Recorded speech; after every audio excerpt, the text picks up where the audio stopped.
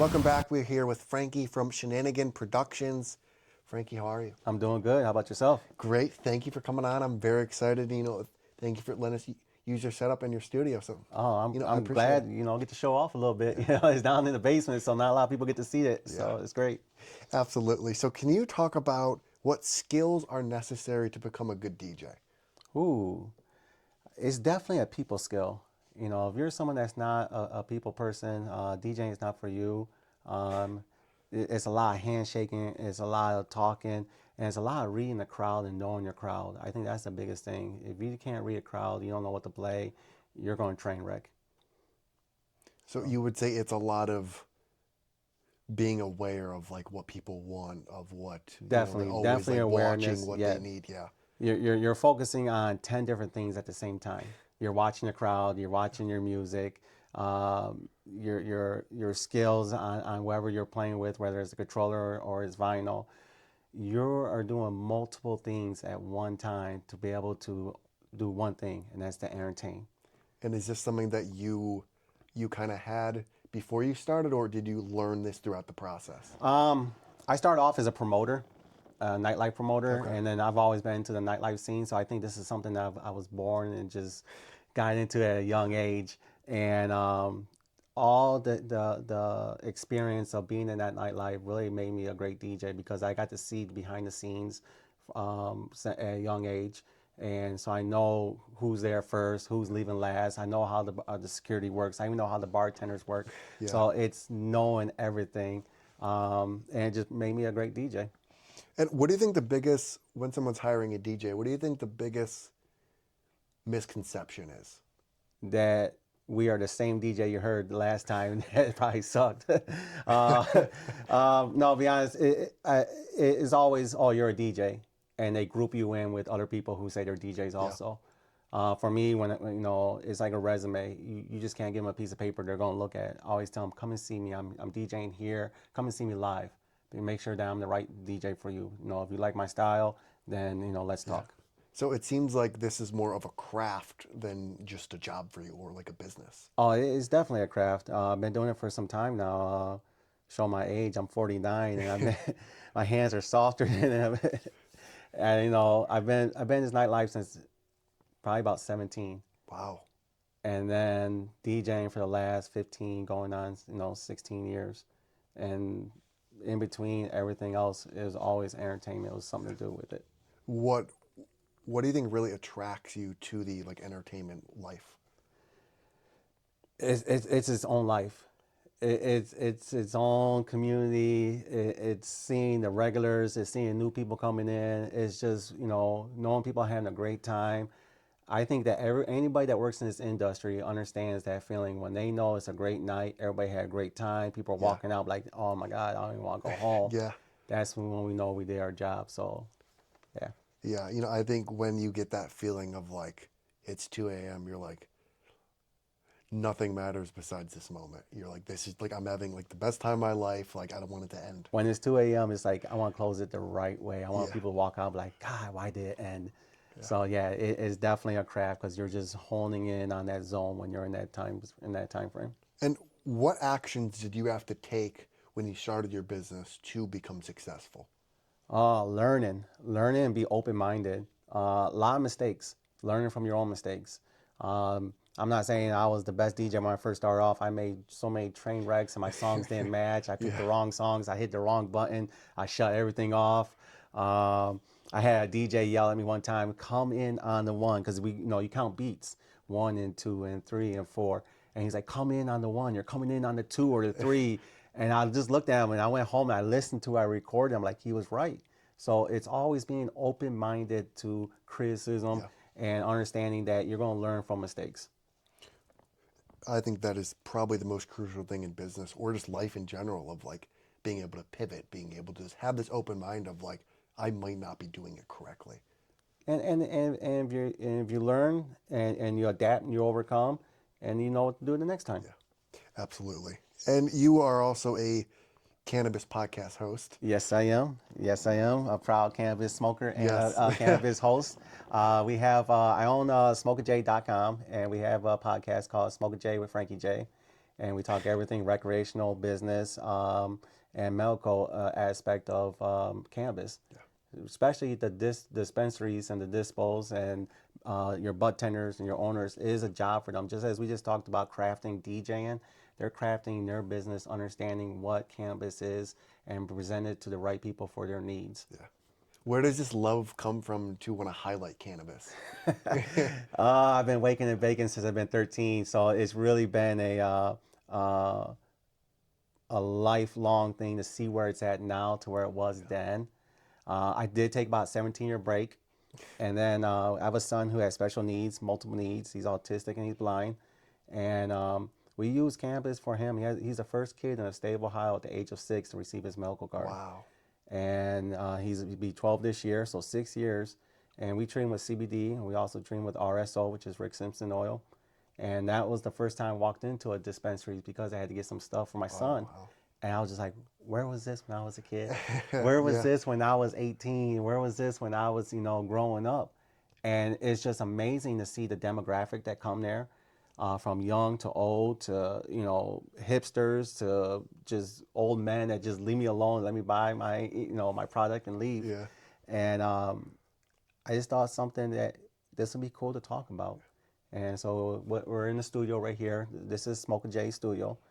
And we talk about everything, in the cannabis world. So you would say that your son was a huge inspiration for just all of it kind of starting. My son is inspiration to everything I do every day. He is my world. He is my pride, my joy, along with my wife. So family comes first, and my son comes, he's the top priority.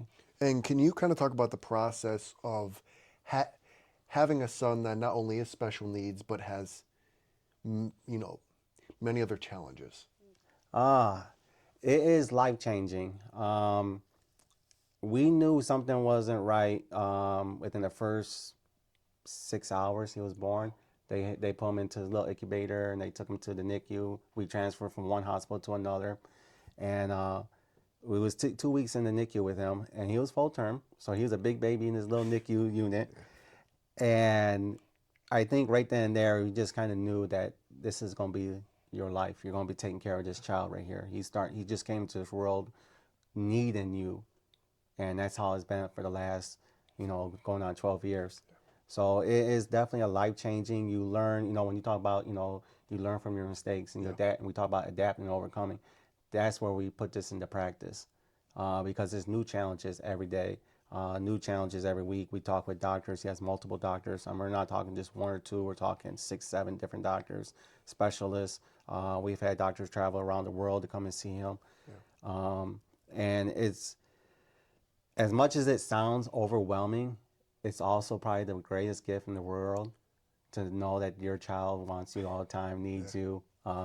He's not influenced by nothing like you see on the internet. Everything about him is just pure joy, happiness. If he's angry, it's pure anger. But it's definitely something different having a child with special needs, being a parent, and it changed me for the better. Sounds like it was a blessing.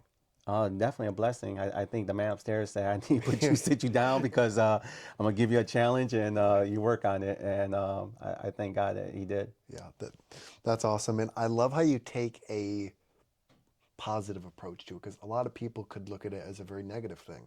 Like, oh, I have this burden, I have to take care of this other human.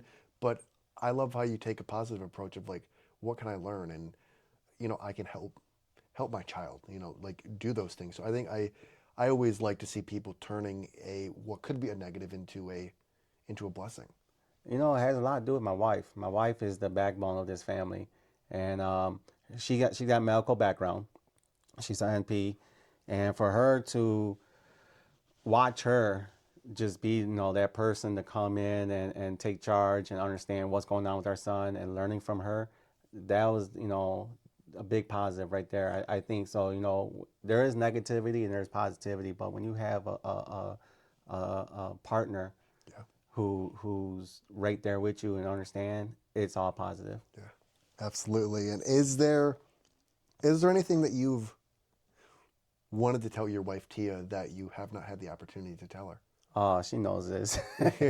She's my queen. She's the world, and I love you to death. Yeah, that's beautiful. And I I think having that ride or die person in your life is a life changer. We're 14 years this year. That's 14 awesome. years, married for 9, and yeah, and we've been doing it, and she's been outstanding. Yeah. I have two more questions for you. Okay, If you could have dinner with two people, one person from the past okay. and one person from the present, who would it be and why?